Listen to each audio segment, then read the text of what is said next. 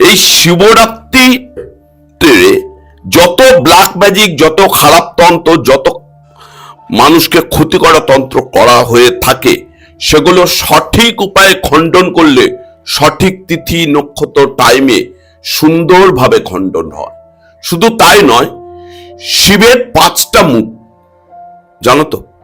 একটা হচ্ছে অঘোর, তৎপুরুষায়, ঈশান, সত্যজাত, বামদেব। এবং আমরা কি করি? পঞ্চমৃত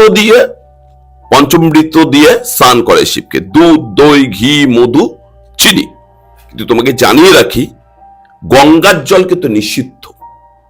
কারণ শিবের মাথায় স্বয়ং গঙ্গা, যেখানে স্বয়ং শিবের মাথায় গঙ্গা, সেখানে গঙ্গার জল দিয়ে শিবকে স্নান করানো কিন্তু পাপের অধিকারী হওয়া। সেটা শিবকে স্নান করতে গেলে ডাবের জল, আর অর্থনৈতিক স্বাচ্ছন্দ্য আনতে গেলে আখের রস।